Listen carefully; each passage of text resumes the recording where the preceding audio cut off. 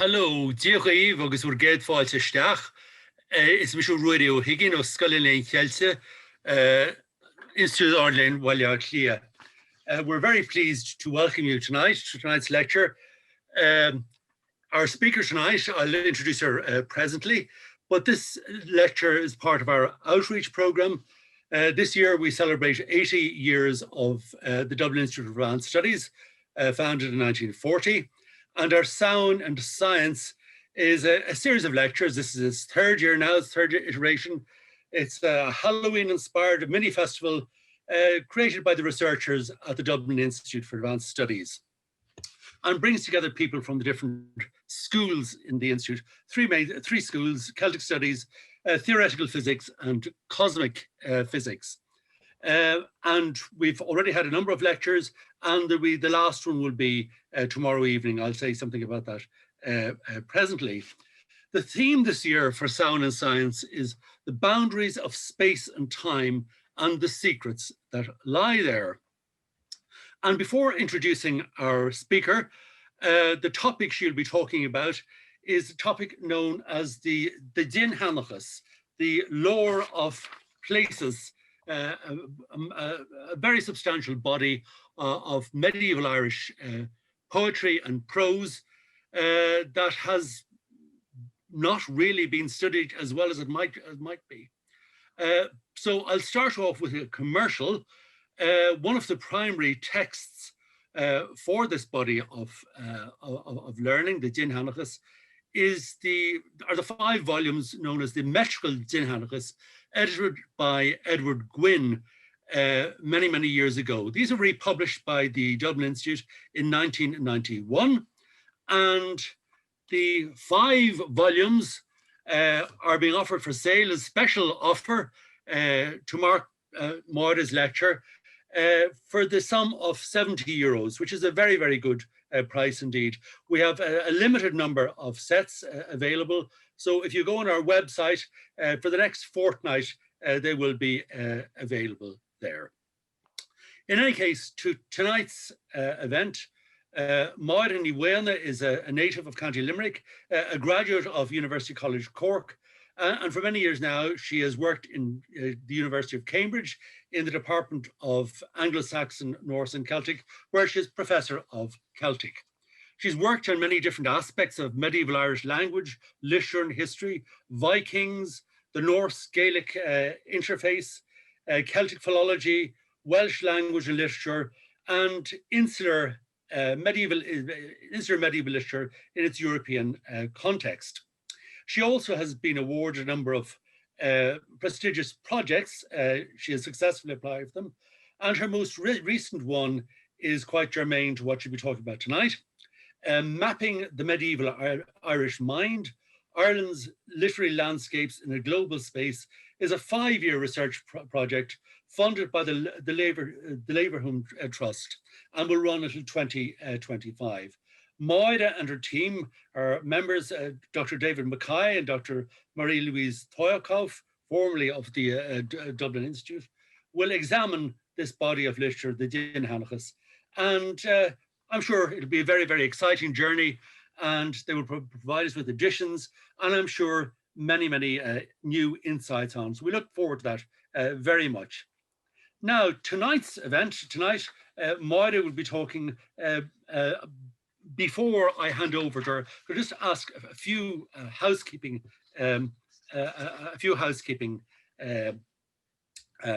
matters.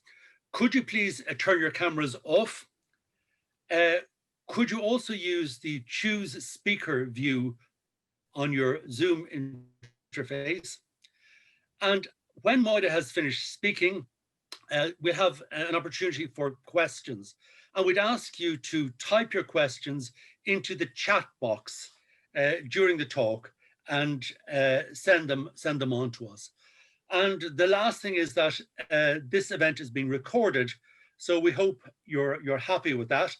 And we, under regulations, we have to inform you that it's being recorded. So tonight, Máire is going to speak to us on the subject of mapping a literary landscape, medieval Dindshenchas, narratives of place. So I'll hand over to Máire now.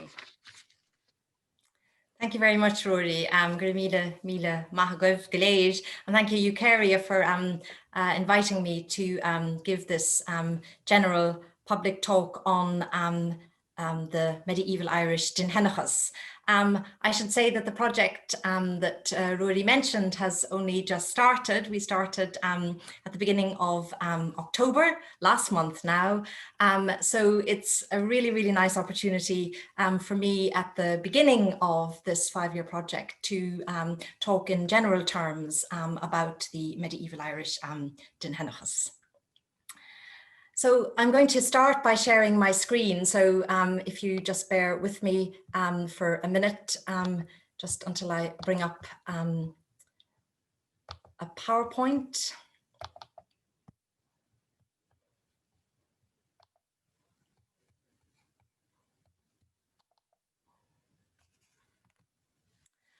Okay, if you can't hear me, if somebody would put something in the chat, that would be great. So our sense of belonging is shaped by our natural surroundings. Connections with particular places inform who we are. And an intimate association with landscape, both land and water, forms a universal of human history. It functions as a reservoir of myth and memory, and as a cultural construct embodying our shared, ever-changing perceptions of the world. Of course, in our current curious circumstances, our relationship with place and space has acquired added resonances as the physical parameters within which we may move freely are being continually redefined. Historical depictions of the natural world provide models, revealing the multifarious ways in which land and its features were conceptualized down through time. These historical models encapsulate the intricate engagement of peoples of the past with their own whereabouts, so that landscape history is a defining and enduring cultural strand. What I want to do in this general public lecture is to explore a specific moment in that cultural continuum by evoking how the landscape of medieval Ireland was imagined 1,000 or so years ago. My task is made both easy and difficult by the richness of the material upon which I can draw. And this is the material which we've just commenced analysing in Cambridge, as Rory mentioned. And I wish here to acknowledge very, very warmly my fellow researchers, David McKay and Marie-Louise Troyakov, on that project. So an abundance of stories about places and natural features permeate medieval Irish literature, forming an integral part of various narratives in very many ways. So, for example, itineraries often provide structures for narratives, and one lengthy composition, Aglav na Seanórach, is framed by a journey around Ireland, as many of you will know, facilitating the transfer of detailed knowledge of the landscape of Ireland to St. Patrick from pre-Christian Fenian warriors Cuilte and Oisin. Elsewhere, tales are punctuated with information about how particular places got their names, and these types of stories serve as a unifying thematic thread. So, according to Thornbow Coilne, for example, the cattle raid of Cooley, a litany of heroes, including Freyach, may have been defeated by Cuchulainn in his series of winning combats, but in place names such as Á Freyach, the ford of Freyach, the dead warriors live on.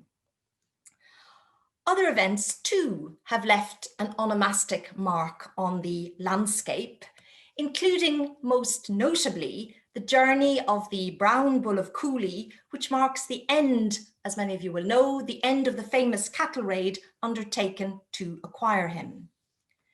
Carrying his defeated opponent, the white-horned bull, Finn Venach of Connacht, on his horns, points on his journey homewards are defined in terms of the body parts that the white bull loses along the way. Cruach na Ai is named from Finn Venach's liver, Athlone or Loan from his loin, Loan, Trim, County Meath from another part of his liver, Traum, Waterford, Port Loriga from his haunch, Lorach, and Dublin or Clea from his rib cage, Clea. So in this way does the landscape become storied and narratives become grounded and so verified in space and time. Explanation of place names and the origins of natural features in this way is an aspect of the earliest written literature that has come down to us from medieval Ireland. Genealogical poetry on the people of Leinster, the Lion, which may be 7th century in date, begins with a key question. When and from whom were the Lion named? The answer given is etymological, linking the ethnonym Lion with the word for spear, Loigen. So the Lion, the Leinstermen, are said to have been named from the spears that the dynastic founder of the Leinstermen, Lavrod, the exile, brought across the sea. This, of course, isn't etymology as we understand it today. The similarity between the two words, lion on the one hand and loigen, spear, on the other, is purely superficial. But it's precisely this kind of correspondence between sounds and appearance of words that underlines etymology, etymologia, as a medieval discipline.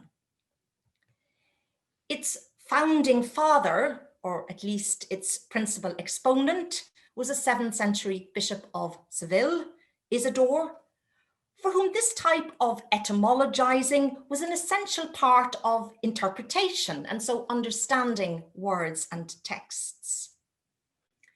Medieval Irish authors embraced and adapted and refined this scholarly method. It underlies very, very many branches of medieval Irish learning, among which was knowledge of notable places or Dindshenchas. As the word itself makes clear, Dindshenchas is a type of Seanchas. Seanchas, or Shenachas in the medieval period, referred to learning, knowledge of different types, historical, genealogical, legal, and the like. When combined with din, a word for a height or a hill, but coming to mean a notable place, it signifies topographical knowledge. That it was conceived of as a specific category of learning is evident from scattered references to it in various texts.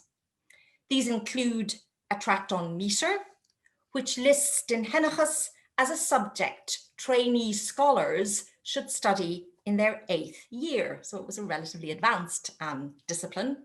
And in this tract, Dindshenchas is placed alongside narrative literature, Prof Máire Ní Mhaonaigh, the chief tales of Ireland. References to those learned in Dindshenchas, or the teachers of Dindshenchas, perhaps also underline its scholarly status. And dark lays of Dindshenchas, whatever they might be, complex poems or whatever, are also said to have been composed. Thus, Dindshenchas was perceived of as a specific category of knowledge, elucidated with reference to the sound and meaning of specific words, so etymologiae, etymologizing as it were, as well as origin narratives, as the relatively well-known examples pertaining to the cattle raid of Cooley and the origins of the Leinstermen I have cited make clear. Integrated within stories and genealogies, as these two illustrations show, it formed part of the literary culture of medieval Ireland in its various component parts. Alongside this strand of Dindshenchas, interwoven into the fabric of manifold texts, stands a body of literary material, the focus of which is the landscape of Ireland itself. In this extensive corpus, known as Ireland's Dindshenchas, the history of Ireland is construed as an overarching narrative of place. Dindshenchas Érenn, the topography of Ireland, literally knowledge of Ireland's notable places, is a composition in prose and verse of about 10,700 lines of more than 225 poems dealing with over 200 places and natural features. Written in the 11th and 12th centuries, but drawing in part on earlier material, it continued to be expanded and reworked down to the 16th century. Its popularity is indicated by its preservation in over 20 extant manuscripts, the earliest of which is the late 12th century Book of Leinster. That witness, the object of a recent detailed study by David McKay, contains 100 Dindshenchas poems alongside about 75 or so prose passages of Dindshenchas. So if we take it as a whole then, Dindshenchas Érenn constitutes a map of the medieval Irish landscape, a literary map of that landscape, both real and imagined, but also of the medieval Irish mind. The workings of that collective mind, as depicted in Dindshenchas Érenn through the contours of a conjured landscape, are not always easy to determine. Some of it is quite opaque, but history writing, Dindshenchas, lies at its core. The interconnected stories of various monuments, various landmarks in this remarkable literary monument link them to ancestor figures of Irish dynasties, and so illuminate how history was constructed and perceived at the time Dindshenchas Érenn came into being. The framework is certainly influenced by the Bible and classical texts, and in delineating their own environment, Irish authors drew freely on a wide range of medieval sources. And within this learned structure, gods and heroes mingle with historical characters. Legendary and historical events are found cheek by jowl. So Dindshenchas Érenn represents a symbiosis of historical interest, of Latinate learning and place name literature, and it stands apart as an exceptional text, but one which in concept and execution is shaped by and speaks to medieval European learning and thought. Within this enveloping intellectual milieu, it is in the context of Dindshenchas material more generally, and with Dindshenchas as the generic form of reference, that the literary complex that is Dindshenchas Érenn must be understood. The twin strategies of narrative and etymology, already alluded to, underpin the composition. Indeed, many of the characters delineated and the incidents recounted elsewhere in the literature also appear in Dindshenchas Érenn, where they often serve a different purpose and indeed very often represent different versions of material, as we shall see. To return to our illustrative examples of Dindshenchas more generally, a litany of place names associated with the body parts of the white-horned bull of Connacht, similar but not identical to that preserved in the cattle raid of Cooley I cited, is found in Dindshenchas Érenn, in a poem ostensibly concerned with the naming of Athlone. It begins as a story of Maeve, Queen of Connacht, however. The wanderings of the brown bull carrying the dead white-horned bull on his back forms the climax of the poem. It only comes in relatively late.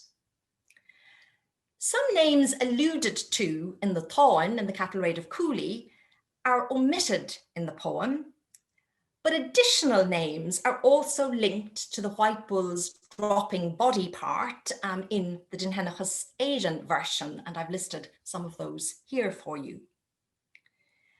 Moreover, what we do get in this piece of Dindshenchas Érenn is the rationale behind the naming, which is laid out in very, very clear terms.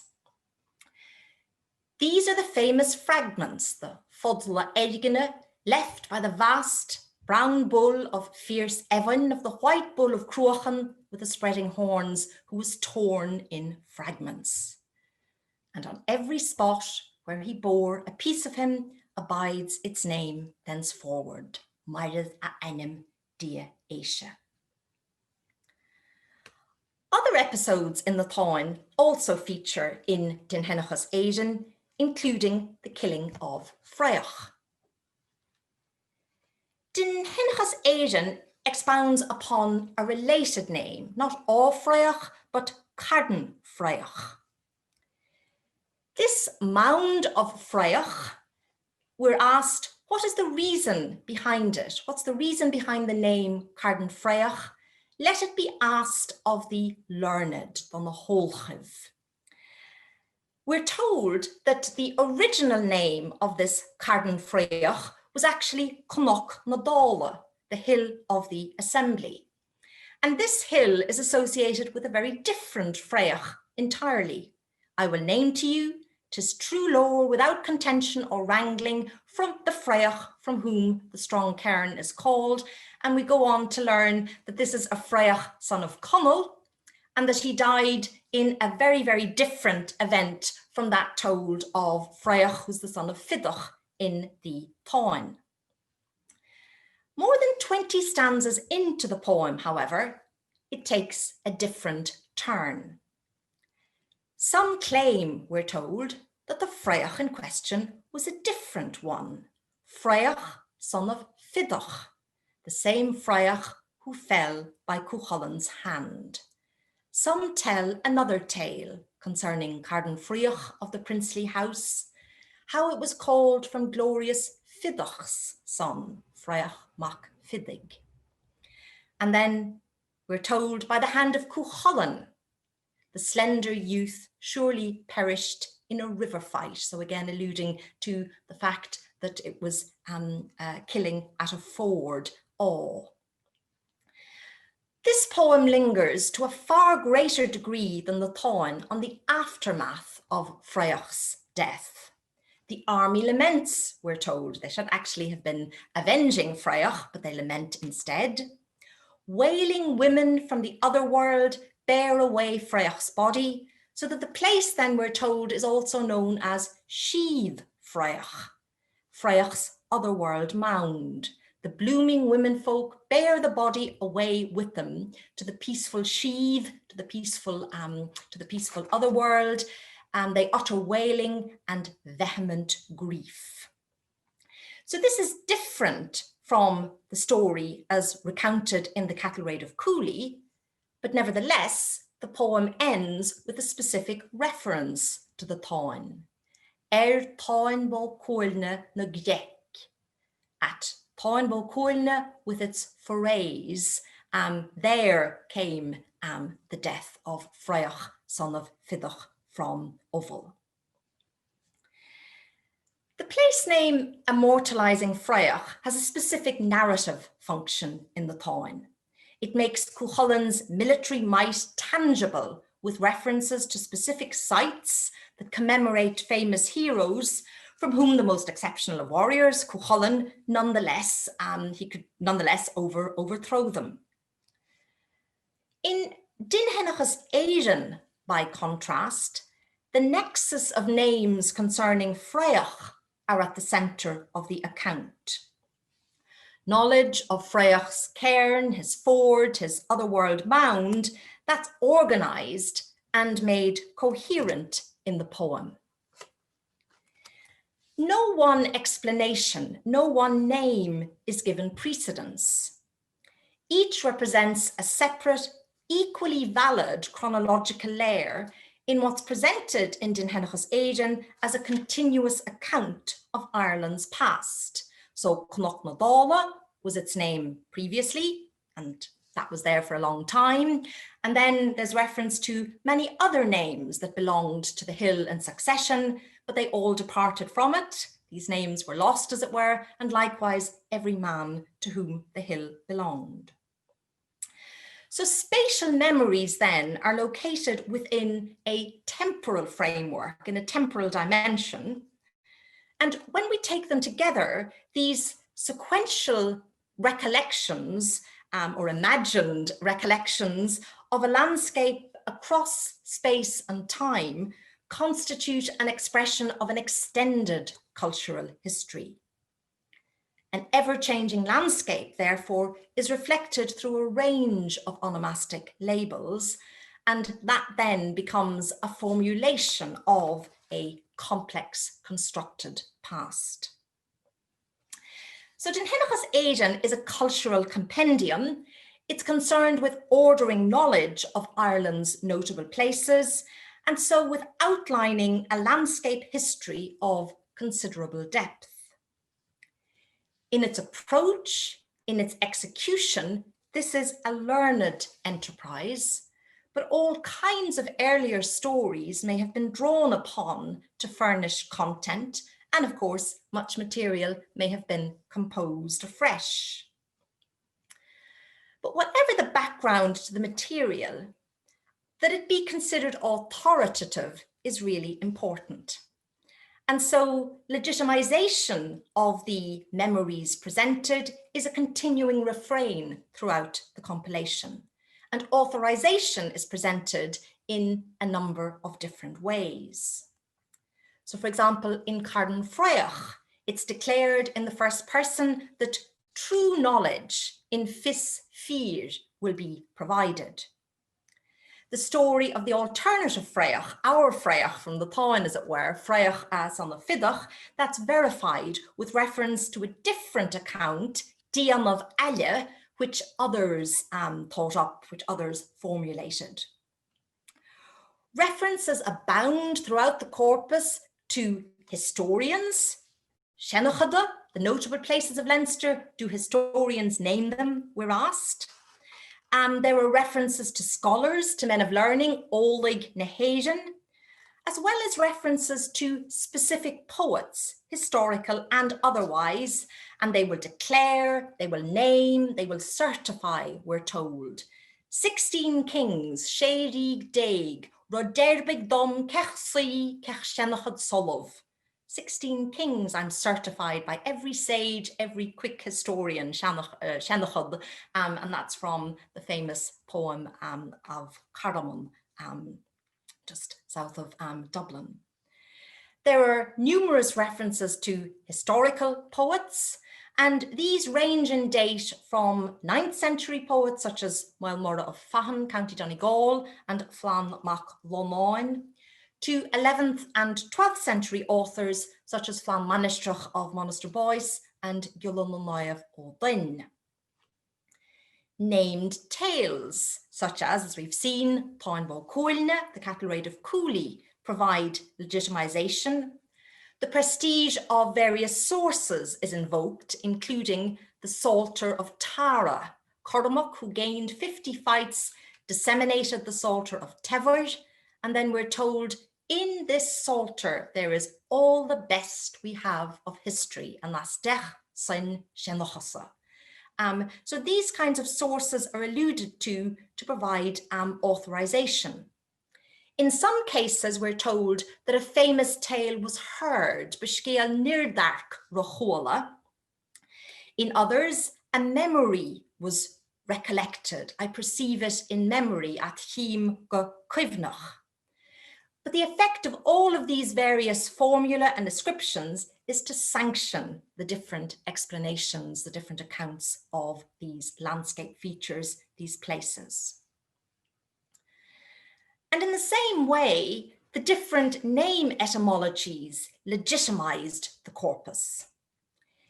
Each of the etymologies, even when there are lots of different etymologies pertaining to the same name, the same place, each one of them works within its own interpretative framework. So it lends meaning to the name within that conceptual construct, as it were. So a sequence of varied etymologies on a name, like a sequence of contrasting narratives pertaining to a place, facilitate a more comprehensive understanding of the term. This much is stated in a Dindshenchas poem on Nath, which forms part, of course, of the Neolithic complex of the Boyne Valley. The Irish name, Cnogva, is first explained with reference to Bua, who's the wife of the god Loch. So according to this version then, Cnogva derives from the Cnoc, the hill of Bua. Bua, daughter of Ruari Rua, wife of Loch. It's there, her body was hidden in this hill, and over her was a great hill built up. A hill had Bua in the midst of Brecha, where the noble woman was laid. In that spot, yonder, is Anam don Chnocshin Cnogva. So the name of that hill is Cnoc, hill, and Bua, her name. Then a different explanation is proposed involving other members of the medieval Irish pantheon, like Mither, like Elkmar's daughter, like Éanras. Mither abducted the daughter of Elkmar, we're told, and Éanras loved her. So Éanras went after her, eating nuts along the way, which he then threw on the ground, lamenting his loss, lamenting the fact that he couldn't get her. So according to this particular etymology then, Cnogva was so named because of that nut wailing, because of the cano, the nut, and the guva, the lamentation. So a very different type of explanation there. And what's more, the second explanation is deemed specifically to be an equally authentic alternative account, as has been discussed recently by Gregory Toner. Both of these etymologies are deliberately recollected side by side, we're told, maile, and justification, dloch, of both is set out as equally valid. In fact, the poem actually then goes on to record a further history, a further Shenachas of the hill of Nath, this time giving it another name entirely, Fertha Cuile, the incestuous mound, and we're told that that marks the violation by Bresel of his sister on that spot. So Dindshenchas Érenn facilitates the recollection, the creation, the imagining, and the analysis of strands, different strands of landscape history in turn. And out of these various strata, a multi-layered memorial cultural construct is formed. The textual examples from Dindshenchas Érenn we have considered illuminate a complex multi-layered composition then concerned with sequential strands of imaginings of memories. Taken together, they constitute an extended and extensive encyclopedia of the landscape of the past. This is a learned construct concerned with preserving and indeed the passing on of environmental knowledge. Pedagogy lies at its core, and this is reflected in the question and answer structure used to introduce much of the material, which is resonant of the formula that we saw at the beginning of the Leinster genealogical poems. Similar recurring formula employed throughout Dindshenchas Érenn reinforce its didactic nature. These include Risharáter, which is now called such a name, which of course makes specific the link between onomastic variation and historical change. And this and other formula have been discussed by our chairman this evening. A frequent concluding refrain is de atá. So it's from that such and such a place is named. And that then brings the audience back to the fundamental question, when and from whom was a place, a particular population group, named? Education has a purpose, and this literary monument to the past could also serve to inform the present. And this is made explicit in the place name stories in which past and present are deliberately aligned. In a series of poems on Tara, Tevar, preeminent seat of kingship, an 11th century king, Moel Mac Dovnol, is exalted as the rightful heir to the kingship of Tara, as has been discussed in a number of articles by Clodagh Downey. Many of these are ascribed to Moel own court poet, Cuan ó Lothchain. With recourse to the past, Cuan and others like him provide support to contemporary rulers in more or less subtle ways. One composition consists of a litany of names from all over Ireland, beginning with what is the central, most important site, namely Tara. And this serves as a backdrop to a prayer-like stanza that Moel then will be king of Tara, and that after him, his descendants will remain in power forever. So Moel, we're told, he spreads peace about the ancient plain, and the wish is that may he be in the kingship of Tevar. Thereafter, till doomsday then, without shame, may his line then, ever famed for hospitality, may it never be extinct in Tevar. So this particular kingship, symbolic of this supreme kingship, was the assembly of Tailtu, which was linked with Tara. And this poetic litany begins, as you can see there, with Tevar, Tailtu, Tír Mhaonaigh, land of assembly. A related poem focused specifically on the assembly, commencing with how the plain on which it was held was cleared by a woman, the eponymous Tailtu, who then died of her exertion. The funeral games she ordained should be held to mourn her, and they became the basis then of a regular assembly, which is described in detail in the poem, and you have some stanzas of it there in translation: an assembly with gold, with silver, with games, with music of chariots, etc., etc. We're told then that this assembly had fallen by the wayside, as it were, until it was revived by none other than Moel Mac Dovnol. 80 years, this is true, all but 1 year, Tailtu lay deserted. Alas, how long? And the green of Cormac without a chariot. But Moel comes riding up, as it were, and at the end he brought the cornfield of the Gaels out of danger, he brought Ireland out of shipwreck, he raised the fair of Tailtu from the sod, though of ancestral use it was unknown.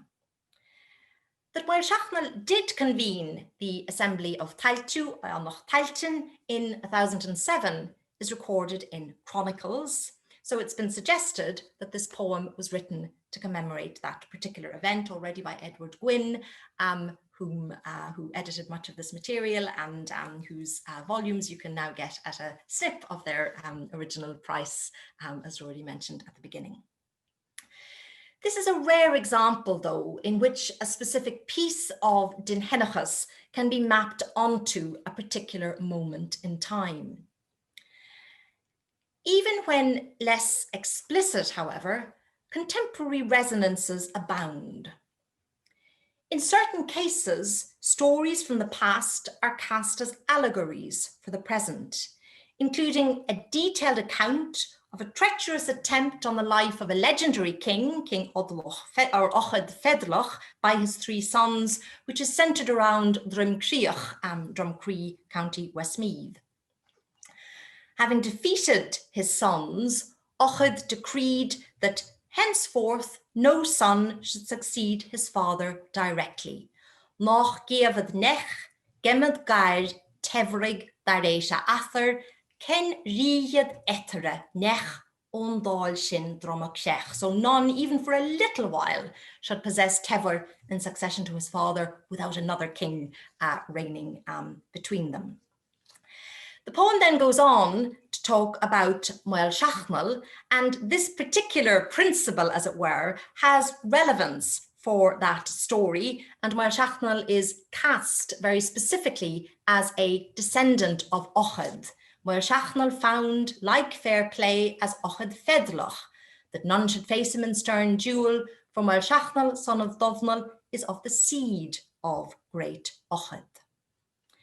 So what we're getting here then is past and present being synthesized, and the store of organized knowledge about the past that makes up Dindshenchas Érenn is being used in different ways. Connections across generations down through centuries underline the universal nature of power. The enduring presence of a mountain, of a lake, or a river bind peoples down through time. So this is synchronizing history, as a Dindshenchas verse, which is part of another poem on Tara, makes clear. The correlation, the synchronizing of every man, of every king, one with another together. And the specific technical terms used, Civgine, Cov Ansherid, indicate historical learning, so Shenachas, concerned with continuity and correspondences across time. How this is reflected in a spatial dimension in terms of abiding features of the landscape is what Dindshenchas Érenn is all about. In passing and in conclusion, I might note that the historical approach underlying this literary masterpiece is paralleled in other contemporary texts depicting the past. Lever Govála Érenn, the Book of the Takings of Ireland, commonly known, of course, as the Book of Invasions, recounts the settling of Ireland by successive groups of peoples to the coming of the Gael, and the subsequent history in terms of the reigns of specific kings down to the 11th and 12th centuries. And it's no coincidence, of course, that many of the characters, many of the events described in Lever Govála feature in Dindshenchas Érenn. There are numerous points of contact between these two monumental compositions. The two of them, of course, present different, but nonetheless complementary perspectives on the past. Names of persons rather than places are the subject of another compilation from around the same period, Cor Anamon, the fitness of names. And the same dual strategy of narrative and etymology used so effectively in Dindshenchas Érenn to map a literary landscape is employed in this kind of parallel onomastic text recounting how kings and heroes got their names. These were powerful tools then in the domain of history writing, cultivated and refined in medieval Ireland, as well as more widely in European intellectual circles of the time. So in the case of Dindshenchas Érenn, a genre absolutely rooted in the Irish landscape thus finds a place within the pan-European contemporary culture of which it formed an integral part. Cardenfreach, Tower, Tailtu, Drumcreach, Carnfree, Tara, Teltown, Drumcree continue to reverberate. Echoing through the centuries, the intimate interaction with the environment embodied in Dindshenchas Érenn is of enduring interest as we continue to probe and articulate our engagement with landscape today. Thank you very much.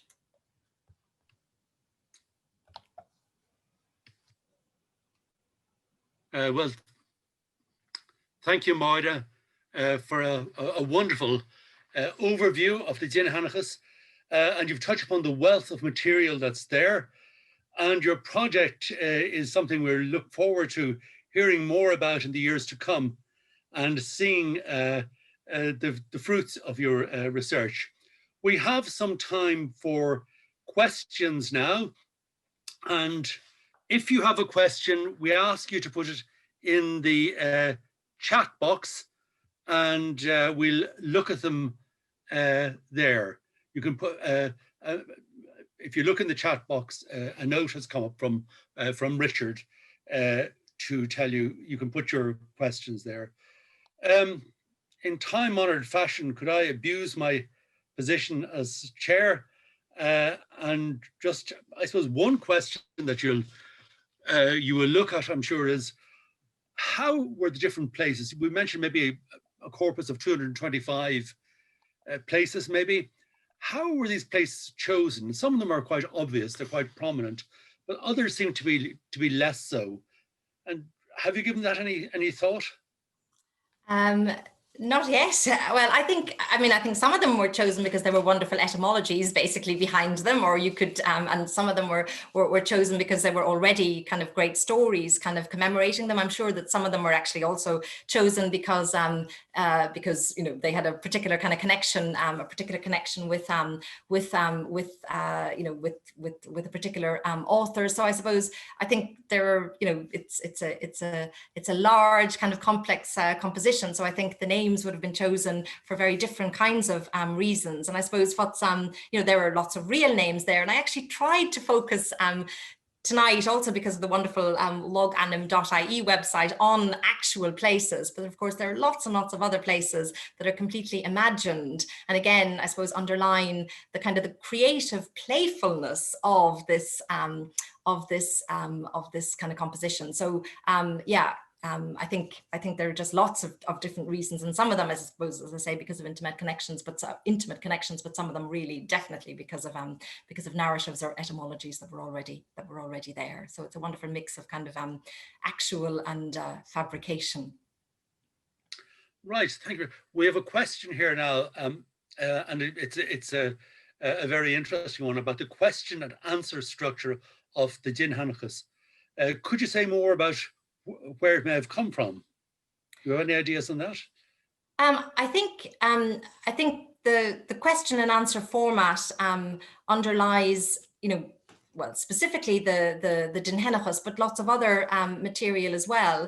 I suppose because an awful lot of this material was put together, as I hope to have kind of emphasized tonight, to create a continuous account of the past. I mean, history was deemed obviously to have started with the coming of Christianity. So, you know, what we get, particularly in the 10th, 11th and 12th centuries, are learned scholars filling in the gaps and creating, you know, drawing on obviously whatever material they had at their disposal, but you know, creating a kind of a continuous Christian history for Ireland. And part of the purpose of that was, of course, that it would be transmitted and taught. So I think that kind of pedagogic, that kind of, you know, structural framework was you know, an important one, just in terms of the type of learning that went on, and also I suspect reflected the kind of the educational system in the schools. And we get it, you know, there's again, many of you will know, because I'm now seeing, of course, some familiar names, and thank you all for coming. But of course, there's a wonderful genre of literary texts, Agalov or Im Agalov, including, you know, a wonderful one from the 9th, 10th century, the Colloquy of the Two Sages. And there the two sages in question are, you know, throwing questions and answers at each other. So in those kinds of texts, we probably see this kind of, you know, disputation, as it were, live in action. And there's no doubt, but also that this would be connected with Latin learning. So this kind of question and answer formula, because again, in Hiberno-Latin colloquies and in other kinds of learned Latin texts, we have precisely this kind of, these kinds of formula and this kind of question and answer structure underpinning this kind of material. So there's no doubt, I think, but that influence was absolutely key. Right, thank you very much. A few questions have come in. One is just a point of information, and is it on your last slide, which text is the syncretizing quote from on your last slide? Tever, one of the Tever ones. Sorry, I'll tell you in a minute. Tever 3, quatrain 6. So there are Tever 1 to 5, and it's number 3. Yeah, no, it's a wonderful use of those two very specific terms. It's written Cuimhnigh there, and then this co-chronology Cov Aimshrad. Yeah, and just as you mentioned there, Tever 2 or Tever 3, it reminds us again that some places have multiple etymologies. And I think this was pointed out many years ago by Ralph Baumgarten, that they were all of equal validity.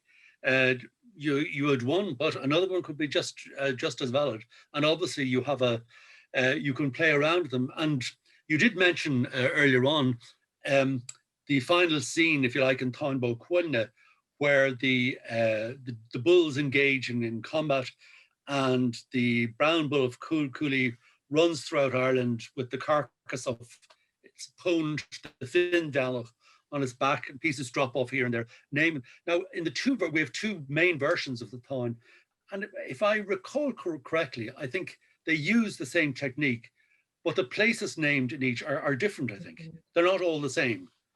So yeah, the one I put up there was the longer one from the Book of Leinster, but you're absolutely right. And then again, we have this very different one again in this poem on Athlone, and again reflecting, I think, obviously, different versions of material, but also versions that were absolutely composed for a particular purpose, for a particular event. Right. A few more questions have come in now. One here, do you have any sense of names being drawn from throughout Ireland in equal measure or otherwise? Or is there a sense of all Ireland coverage? Well, I suppose that touches on what we discussed a few minutes ago. I mean, again, scholars have plotted the names. I mean, there's no doubt, but that in terms of importance, Tara is absolutely the key one. And there are quite a lot of names. Again, you'd have even seen it in what I put up this evening, even though I only drew on a tiny number of names. There are quite a lot of names from that kind of general Midlands region. But there are names covered from most parts of Ireland, but the coverage isn't. The coverage is certainly not in equal measure. I mean, there's no doubt, of course, that even though we have a huge amount of Dindshenchas or material in Dindshenchas Érenn, that there's no doubt, but that lots of it will have got lost as well. So the kind of narrative and etymologizing approach, there's no reason why that shouldn't have been a feature of learned centres throughout the land. But as it's come down to us, while most of Ireland is represented, as I say, there isn't equal coverage, and Tara just absolutely kind of soars above all other places. You can see it in Gwyn's Tever 1 to 5, and even in those kind of individual poems, of course, there are embedded in those lots and lots of accounts of Tever and other etymologies. One of the Tever ones actually is simply a litany of names and actually has very, very little to do with Tever. Some of them of actual places, some of them made up. So one of the Tever poems, even though it's called Tever, and it's called Tever because it comes back in the end to Muircheartaigh Mac Dovnall as King of Tever, but actually for most of that poem, it's just a kind of a mini Dindshenchas, as it were, inside of that poem, because there's, it has all of these lists and lists of names. Thank you. One or two other questions here. One here from Charlotte Clark. Do you get the sense that the composer or composers of the Dindshenchas were trying to reflect a lived reality of local peoples in these places and the names they used, or were they naming conventions more important as poetic devices relating to themes of continuity? I think all of the above is the answer. And I suppose the real difficulty is that it's very, very difficult to say. It's only if we have, if we have a particular story about a name preserved elsewhere that we can maybe get a sense of it, perhaps being kind of more widespread or whatever. I mean, as it's come down to us, it's very much the kind of the learned aspect of it that is to the fore, the kind of the constructed side of things. That's not to say, of course, that behind a lot of that there might have been actual kind of real memories, but what we actually get in Dindshenchas Érenn is a construction of the past, done for a number of reasons. So it's actually just very, very difficult to say what's real, what's imagined behind it. Yeah, I mean, as a tradition in the Irish language and also in English, it survives in some sense down to the present day. I mean, I've met people in the west of Ireland, in Connemara, who will tell me that the name Connemara, we know it to be the name of people, the Convac Namara, but they say that Connemara is actually a corruption of Quantamara, which means sea inlets or sea harbours. And it does have an indented coast, and it is reasonable. If you knew nothing else, it's a reasonable type of it. But people have an interest in this, and in the folklore associated with places, and there are a lot of folk legends, both in Irish and in English, that will tell how such places got their name. Some of them may be of relatively recent vintage.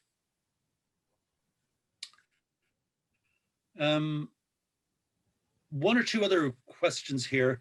Well, I suppose we've touched on this a few times before, but based on dating and authorship, is there any political agenda in the text and site selections to support a particular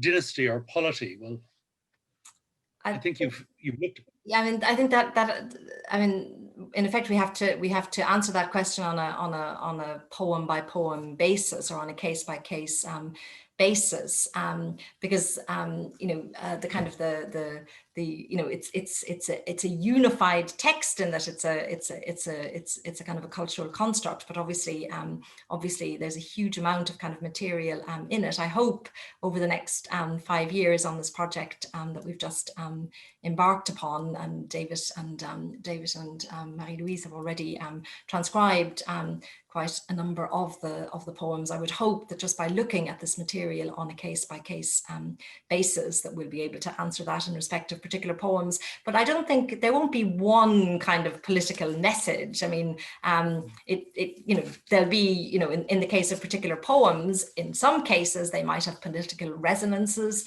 In other cases, they may simply, have been written for, very, very different kinds of reasons. So we'll certainly, kingship is obviously a constant theme. There are references to historical characters. So Muircheartaigh Mac Dovnall I mentioned, Moel Morcha Leinster. There are quite a number of historical characters in there, but even when we look at those, we can't always say that a kind of a specific point is being made. I think another way, though, that we would be able to kind of ascertain that is just by looking at the different versions of these texts. I mean, one of the difficulties with the Dindshenchas, as anybody who's tried to work on it will know, is that for reasons for reasons that were understandable at the time, both prose and metrical versions of the Dindshenchas were edited separately.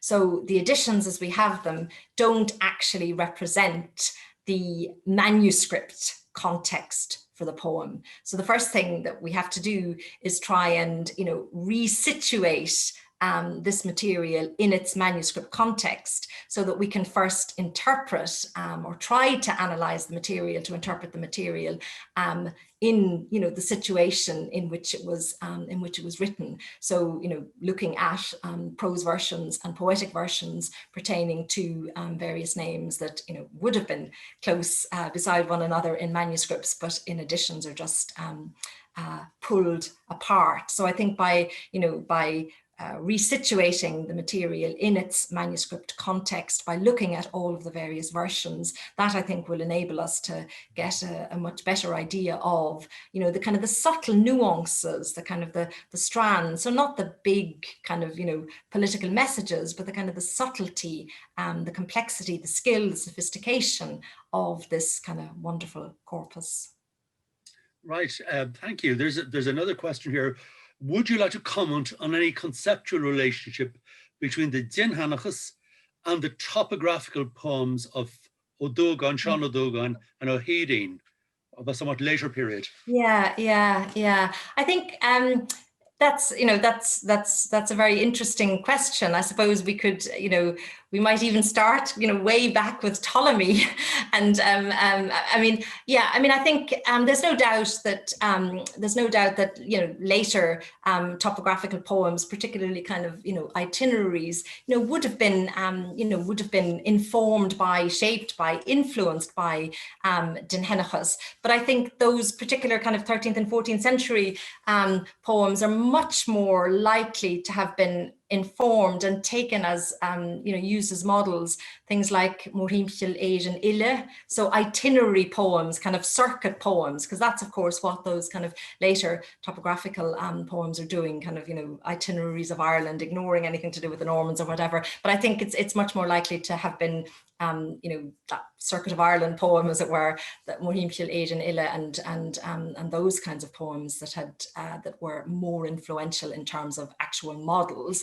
But of course, the fact that there was this enormous tradition of learning to do with kind of places, landscape, understanding names, that must have fed into the composition of those later poems as well. And one last question, I think. Do any other Celtic nations have the same type of texts? Yeah, that's a really, really interesting question, because I've been trying, not just looking at kind of Celtic nations, but kind of, looking at kind of medieval European peoples, if there are cultures that do the same kind of thing with places. And the answer is yes and no. I mean, specific to Welsh, for example, there are, Englyn a Beddau, poems concerned with people and places, linked with gravestones and kind of memorial markers, and the like. But there's nothing quite as comprehensive. I have looked at some medieval Italian material, which is later, and again there are kind of points of contact, but again it's not anything like as comprehensive.